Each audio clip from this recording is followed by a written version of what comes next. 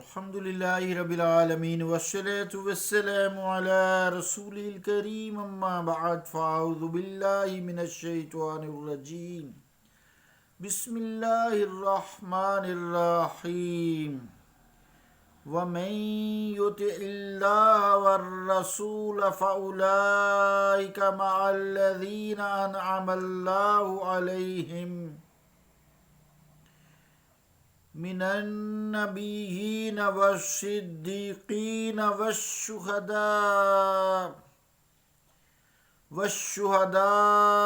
والصالحين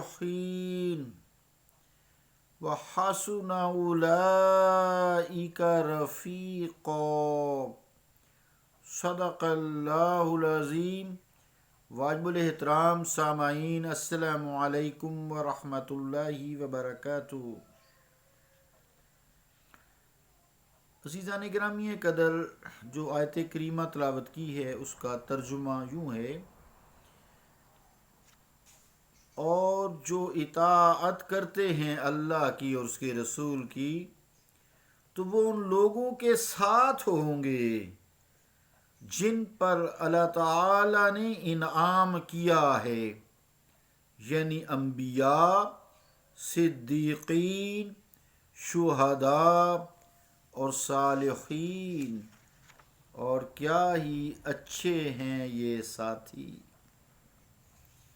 اللہ کا قول سچا ہے جو بڑی ہی عظمت والا ہے۔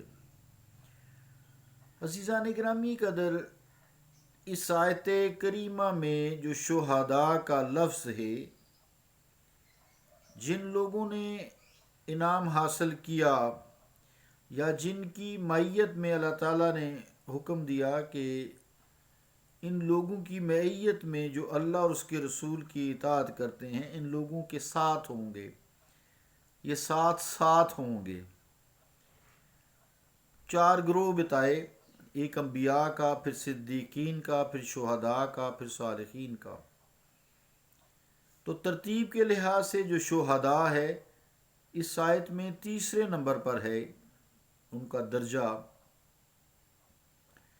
یہاں شہداء سے مراد گواہ بھی نہیں ہے، بلکہ جیسے عرف عام میں شہید کہتے ہیں، جسے شہادت کی جو زندگی ہے یا شہید ہونا ہے اللہ تعالیٰ کی راہ میں، شہادت کی موت جسے کہتے ہیں، اس سے مراد وہ ہے۔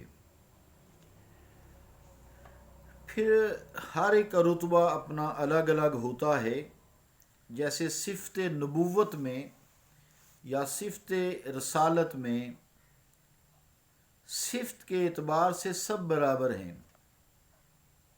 لیکن درجات کے حساب سے الگ الگ ہیں۔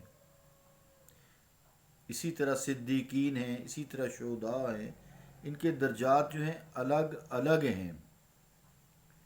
جیسا کہ رسولوں کے درجات میں الگ الگ میں فرمایا، تیسرا پارہ یہاں سے شروع ہوتا ہے: تِلْكَ الرُّسُلُ فَضَّلْنَا بَعْضَهُمْ عَلَى بَعْضٍ، یہ رسول ہیں، انہیں ایک دوسرے پر درجات میں فضیلت دی گئی ہے۔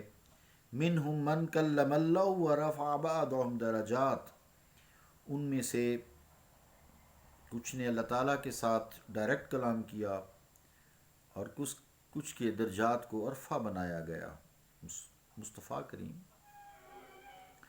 تو اس حوالے سے یہاں شہید سے مراد گواہ نہیں ہے، بلکہ وہ شخصیت ہے جو اللہ تعالیٰ کی راہ میں، یعنی فی سبیل اللہ، کفار کے ساتھ جنگ کرتے کرتے کرتے اپنی جان کا نذرانہ اللہ کی بارگاہ میں پیش کر دے، اسے شہید کہا جاتا ہے۔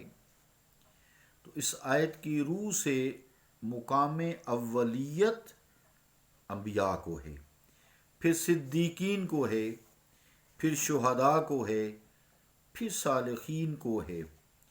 گویا صالحین سے افضل شہید ہوئے، اور شہداء سے افضل صدیق ہوئے، اور صدیق سے افضل انبیاء ہوئے۔ تو یہ ایک ترتیب اللہ تعالیٰ کی ہے. شہداء کا جو مقام ہے، اس سے پہلے جو میں نے گفتگو کی تھی اس میں شہداء کے مقام کو اجاگر کیا گیا تھا، اور اس میں یہ بات بھی ہوئی تھی عند ربہم یرزقون کہ وہ اپنے رب کے ہاں سے رزق دیے جاتے ہیں وغیرہ وغیرہ.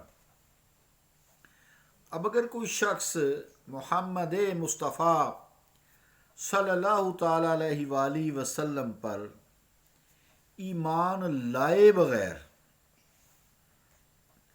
آپ کی رسالت کو تسلیم نہیں کرتا، آپ پر ایمان نہیں لاتا، وہ میدان جنگ میں جاتا ہے اور اپنے آپ کو مسلمان کہلاتا ہے نہیں کہلاتا ہے، تو ایمان لائے بغیر کفار کے ساتھ کسی محاذ پر جا کر جنگ کرے اور مارا جائے تو کیا قرآن کریم کی روح سے یا شریعت مطہرہ کی روح سے وہ شہید کہلائے گا؟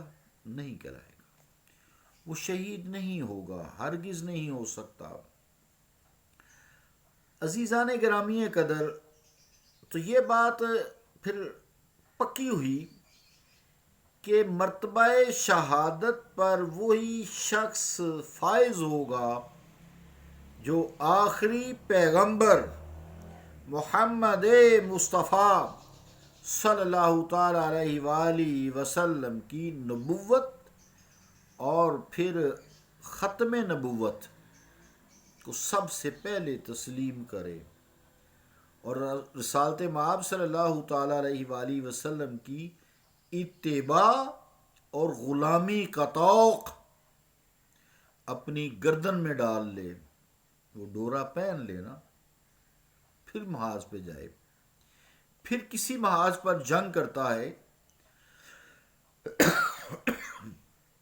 کفار سے لڑتا ہے، وہ شہید ہو جاتا ہے. اپنی جانے مالک اللہ رب العالمین جس نے تخلیق کیا ہے، جس نے اس کی جان میں روح پھونکی ہے، وَنَفَخْتُ فِيهِ مِن رُوحِي، اس کے حوالے کر دیتا ہے، وہ شہید کہلائے گا.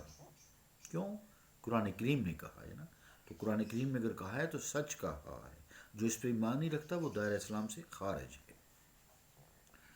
اب تھوڑا سا ذرا انسان ذہن سے ساری چیزیں جھٹک کے ایک لمحے کے لیے سوچے کہ اللہ رب العالمین نے جو اللہ تعالیٰ کی راہ میں ایمان کے ساتھ مر جائے لڑتا ہوا کفار کے ساتھ، تو گمان بھی نہ کرو کہ وہ مردہ ہے. وَلَا تَحْسَبَنَّ الَّذِينَ قُتِلُوا فِي سَبِيلِ اللَّهِ أَمْوَاتًا بَلْ أَحْيَاءٌ وَعِندَ رَبِّهِمْ يُرْزَقُونَ.